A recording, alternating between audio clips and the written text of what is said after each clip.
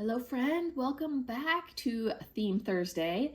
This week, our Theme Thursday is a frugal recipe. So, something that you can make from scratch that is a very frugal recipe that can cost less than buying it already prepared. And this week I picked something appropriate for the holidays. It really can be made and eaten any time of the year. It's a very versatile dish. And this recipe is so great because it actually uses up an ingredient that you may have to throw out. So this can help avoid throwing it out. This recipe is so versatile. It can be made any time of the year. You can change it up so easily, and it can be a great breakfast or a great dessert. So let's go. Okay, I'm already hungry thinking about this. So today's frugal recipe is bread pudding. And don't turn it off if you have not had bread pudding. You are missing out. It may sound strange because we know what pudding normally is like, and it doesn't usually include a bread. But trust me on this, you're going to love it. And the great thing about this recipe is that it actually uses up stale bread. So if you have slices of bread that are just not soft anymore, nobody wants to use them for sandwiches or anything, this is a great way to use them up. Or if you have even French bread, any kind of bakery breads, baguettes, it does not even matter if they've gotten a little hard, they're dried up, they're stale. That is perfect, and it will help you avoid having to throw it out, and you'll have an entire meal and probably multiple meals because of how much it makes.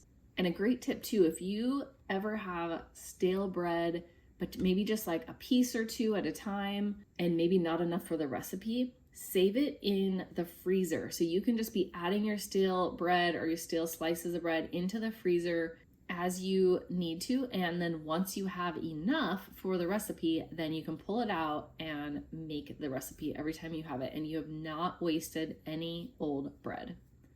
And if you don't have stale bread and you really want to make this recipe, you can buy day-old bread or the bakery marked down breads at the store for much less money. So it's still a very frugal recipe because you don't want to buy fresh bread for this. Another great thing about this recipe is it uses obviously the bread and as well as milk and sugar. Those three items tend to be often received from food pantries or in food boxes, and they're also qualifying items to buy on WIC. So if you go through any of those resources, you are able to usually get these items on hand. And the third reason it's such a great recipe is that even if you don't get food boxes or WIC, this recipe uses staples that most people tend to always have at home. So a lot of times you have everything on hand and can make it whenever you want on a whim. And a lot of times these staples too, when you buy them, if you do need to buy any of them, you're buying a larger quantity and it's still affordable of an item, but it will actually make several batches of this for the same cost. And number 4, it can feed several people. It's so simple and it can feed a lot, or make several dishes for even one person who loves it. So it's great for a crowd if you have company coming over, or if you just want to make one batch and have breakfast for several days. Okay, let's get into the recipe. And I am putting this in the description as well if you need to refer to it later. I do recommend you take notes and listen if you feel like you may not remember to come back here and get the recipe sometime when you want to make it. You'll already have your notes on hand, and you can store it somewhere with all of your other recipes so you'll know exactly where it is. So the first ingredient is 6 slices, about that amount, of day-old bread or stale bread. You want to tear it into smaller pieces. So this I put as a cost of free because this is utilizing stuff that you were going to get rid of or throw away or not be able to use otherwise. If you just save up the bread as you go, as it gets stale, save it in your freezer, this is a free cost. If you have to buy it on discount at the store, then it can be a varied cost depending on how your store marks down old bread. And then you'll need 2 tablespoons of unsalted butter. So I always look at the current prices at my local grocery store where I shop the most, which is Fred Meyer. So today for a 16-ounce box of butter, the cheapest butter was $4.49. Now, Mind you, $4.49 is not small. However, you're using only 2 tablespoons of the butter and you will have a ton of butter left over. You may already have butter in your fridge, which a lot of us do. So great, you don't have to buy it, but if you do, you'll have a ton of butter left for other recipes. The next one is milk. You'll want 2 cups of milk, and I highly recommend a heavier fat milk, like at least 2%. Whole is even better. And at my Fred Meyer, a half a gallon is $2.59. But if you are going to go through milk anyway, then a gallon of milk is $3.69. Then you'll need white table sugar, which a 4-pound pack at my Fred Meyer right now is $2.99 for the most generic brand. You're only needing 3/4 of a cup, so you will have a lot of sugar left over. And then you will need 4 large eggs. So you'll want to have the eggs beaten already. And at my Fred Meyer, $4.99 right now is the lowest price because of the bird flu that is just spiking right now, and prices have gone way up. So this is for the cheapest that I could find, which actually was not the store brand. This was like Eggland's Best or something like that.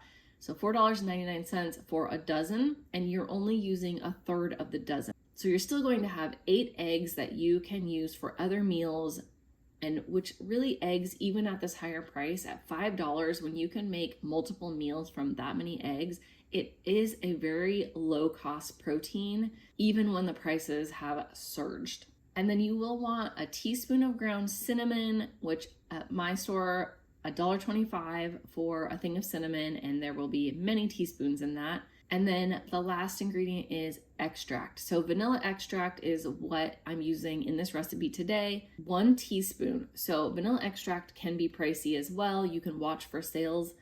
At my store right now, the cheapest price for pure vanilla extract is $5.99.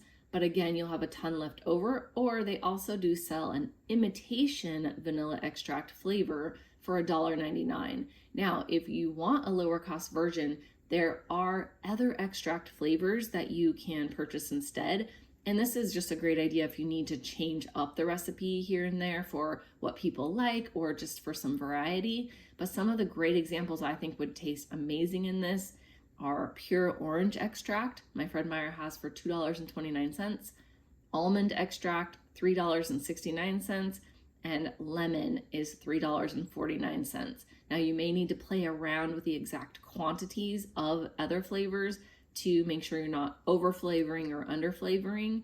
But if it's vanilla, it's 1 teaspoon. And then the only other ingredients you may need, and these are completely optional, so I didn't price them out, I'll give you some ideas, are either some mix-in items or topping items. Mix-ins are going to go in before you bake it, whereas toppings will go on after it has been baked. Okay, so you've got your ingredient list. Now, step 1 is to gather all your ingredients. It's very helpful to have everything out and even pre-measured if you can, and have your oven preheated to 350 degrees Fahrenheit or 175 degrees Celsius. Now, step 2, remember you've already torn up all the pieces of bread. If you haven't, make sure you do that into little bite-sized pieces. But you're going to place all of the bread pieces into an 8-inch square baking pan, an 8 by 8. If you want to do a larger amount of bread, like 9 slices, you can do a casserole dish, a 13 by 9. You'll just need to adjust all of the other ingredients accordingly. So your 2 tablespoons of butter, you need to have those melted, and then you're going to drizzle that melted butter over the bread.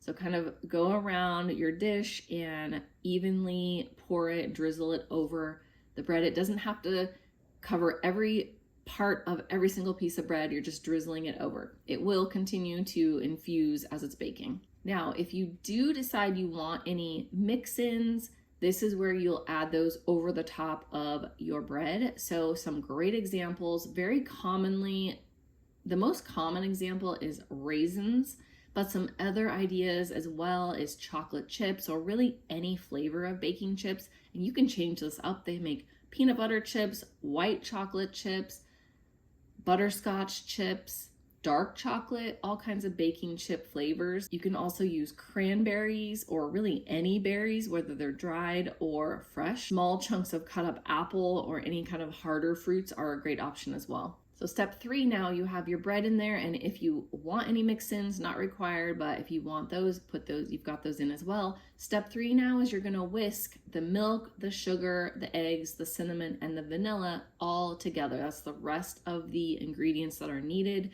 Whisk them all together in a mixing bowl until they're really well combined.